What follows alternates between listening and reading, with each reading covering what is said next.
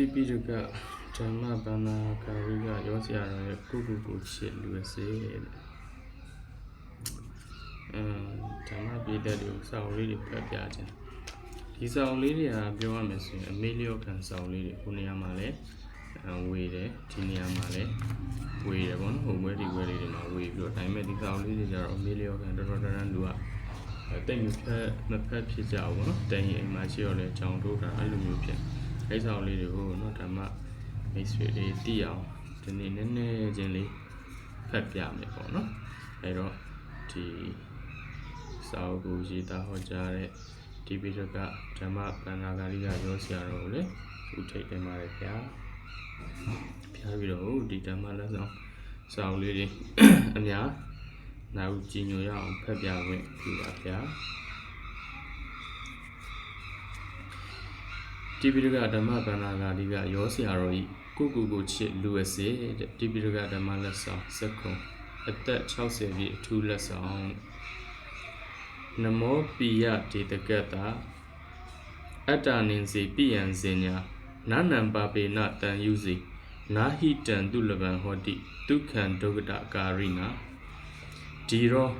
အကောင်အစုအကြောင်းကျိုးမြင်သည့်ပညာရှိသည်အတ္တနံ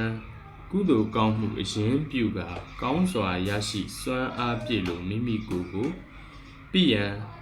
အစင်မမုံအချစ်ဆုံးဟု၍စေစင်ညာအကဲတိတိရှိခဲ့ညာအံဧဝံတတိဤသို့အသည့်တကယ်ရှိခဲ့သည်ရှိသောနံအတ္တနံကုသိုလ်ကောင်းမှုအရင်ပြုကာကောင်းစွာရရှိထိုမိမိကိုပါပေနအပယ်လေးတံရောက်ရန်အကြောင်းမကောင်းအစုဒုစရိုက်မှုနှင့်နတန်ယူစေဘယ်သောအခါမှမရှင်တွဲမိစေရဟိမှန်လာပါပေ၏ဒုက္ခတကာရိနာအပယ်လေးတံရောက်ရန်အကြောင်းမကောင်းအစုဒုစရိုက်မှုကိုပြုလုပ်မိသောပုဂ္ဂိုလ်မျိုးသည်တန်တုခံထိုစိတ်အေးเสียမြတ်ချမ်းသာကိုသူလဗံကောင်းစွာပိုင်ရရှိနိုင်သည့်နာဟောတိမဖြစ်နိုင်တော့ချေဣတိဤကဲ့သို့ဘဂဝါတရားစွမ်းအားမြတ်တရားကိုပွားများမြင့်တင်ဖျားရှင်သည်တံကိုချစ်လူအစစ်ဟုအနှစ်ပေါ်ကြောင့်တရားကောင်းကိုဩဝါစာကရုဏာတရားမေတ္တာထား၍ဟောကြားတော်မူခဲ့ပါပေတည်းကိုချစ်လူအစစ်တဲ့ဒေသနာစကားလေးကအထာပန္နအဖြစ်ယူဖို့ပြထားတဲ့တွေ့ဝိုက်တဲ့စကားလေးပါပဲကိုချစ်ရင်မကောင်းတဲ့အကုသိုလ်နဲ့မရှင်တွဲမိစေနဲ့မကောင်းတဲ့အကုသိုလ်ကိုမလုပ်နဲ့ဟုတ်တယ်မကောင်းတဲ့အကုသိုလ်ကိုပြုလုပ်မိတဲ့ပုဂ္ဂိုလ်ဟာလိုချင်တဲ့ချမ်းသာကိုဘယ်နည်းနဲ့မှရနိုင်မှာမဟုတ်ဘူးတဲ့စကားလေးအတားပါပဲ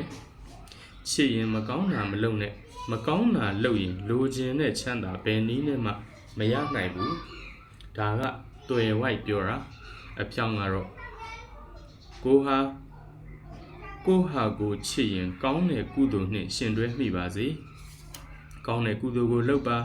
ဟုတ်တယ်ကောင်းတာလုပ်တဲ့ပုဂ္ဂိုလ်သာလိုချင်တဲ့မြင့်မြတ်တဲ့ချမ်းသာကိုဧကန်ရနိုင်တယ်လို့ဆိုပါတယ်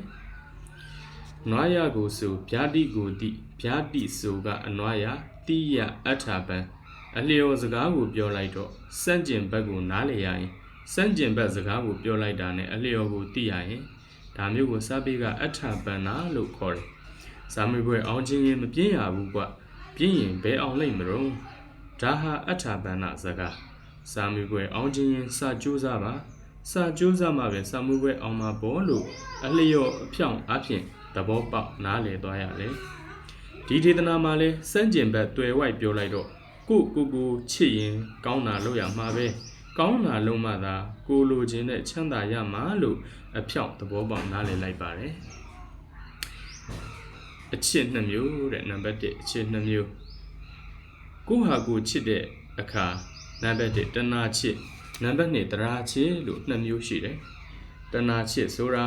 အဝိဇ္ဇာနဲ့တွဲတယ်ကိုတိတ်ညှားတယ်ကိုတိတ်အလိုလိုက်တယ်တက်မတက်မစင်ခြင်းပဲကြိုက်တာအကုန်ကျွေးတယ်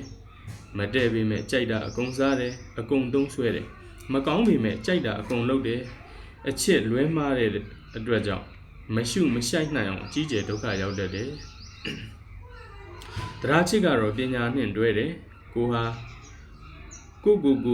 ညာလည်းမညာဘူးအလိုလည်းမလိုက်ဘူးနေ့စဉ်စွမ်းအားပေါ်အောင်ခိုင်းတယ်အသုံးချတယ်တရားကြံအောင်စစ်ထုတ်ယူတယ် ကြိုက်ပေမဲ့မတက်ရင်မစားဘူးမသုံးဘူးလှုပ်ချင်းပေမဲ့မကောင်းရင်ရှောင်ကျင်နဲ့စီနဲ့ကန့်နဲ့မူနဲ့ဘောင်နဲ့တက်တက်ရဲရဲအဖိတ်အစင်အလေအလွင့်အချွတ်အချော်မရှိရအောင်ဉာဏ်နဲ့ထိမ့်သိမ့်ပြီးတရားစွမ်းအားအနှစ်ကြံအောင်ညှစ်ထုတ်အသုံးချတတ်ပါတယ်ကိုဟာကိုတကယ်ချစ်တတ်ပါတဲ့နံပါတ်2ကိုဟာကိုဘယ်လောက်ချစ်နေပြီလဲလို့စစ်ဆေးကြည့်ပေါ့ကိုဟာကိုနေ့စဉ်ထမင်းနှစ်နက်အ ਨੇ ဆုံးကျွေးနေတာဟာတကယ်ချစ်လို့ကျွေးနေတာဟုတ်ရဲ့လားတကယ်ချစ်လို့ကျွေးနေတာဟုတ်ရဲ့လားလို့ဉာဏ်တတိနဲ့စစ်ဆေးဖို့လိုပါလိမ့်မယ်တဏှာချစ်နဲ့ကျွေးနေတာလားစစ်မှန်တဲ့တရားချစ်နဲ့တကယ်ချစ်လို့ကျွေးနေတာလားလို့စစ်စစ်တတ်ရပါမယ်တရားဒီကင်းလို့တဲ့ပုဂ္ဂိုလ်ဟာကိုဟာကိုအချစ်လွဲနေတတ်လို့တဏှာချစ်နဲ့ကြိုက်တာဥစားပေးပြီးမတည့်ရာတွေကျွေးမိတဲ့ကျွေးမိတာနဲ့ခန္ဓာကိုယ်ကမတည့်တော့ယောဂါတွေဖြစ်အသက်ကိုဒုက္ခတွေများအပူတွေပွားရတတ်ပါတယ်တဏှာချစ်နဲ့ကျွေးတယ်ဆိုတာတကယ်တော့ကိုဟာကိုမုန်းရာရောက်ပါတယ်ခန္ဓာကိုယ်တရားစွမ်းအားပေါ်အောင်သုံးချနိုင်ဖို့အသက်ရှင်အောင်ကျန်းမာအောင်ခွန်အားတိုးအောင်ဉာဏ်ပွားအောင်ကြိုက်ကိုဥစားမပေးပဲတဲ့တာလျှောက်ပတ်တာကိုရွေးပြီးကျွေးနိုင်မှာတရားချစ်နဲ့တကယ်ချစ်ရာရောက်ပါတယ်ခန္ဓာကိုယ်ကြီးတနေ့တာအသုံးချပြဖို့သာအဓိကထားကျွေးရပါတယ်ဒါကြောင့်ကိုဟာကိုနီးမှန်လက်မှန်တကယ်ချစ်တတ်ဖို့အထူးလိုအပ်မှာပါဒီနေ့တော့ဒီလောက်ပဲဖတ်ပြပါရစေရှေ့ဆက်ပြီးတော့လဲဒီလိုမျိုးမေလျော့ခံတရားစာအုပ်လေးတွေကိုဖတ်ပြဖို့ရှိပါတယ်အဲဒီတော့အဲဒီလိုမျိုးတရားစာလေးမဖတ်နိုင်လို့နောက်ကျတဲ့ပိုးကြီးပွားကြီးတတိရွယ်တွေပဲဖြစ်စေစာဖတ်ဖို့အချိန်မအားတဲ့လူတွေပဲဖြစ်စေဦးစင်းရဲ့ channel လေးကို like အားရတွေမှတ်သားနိုင်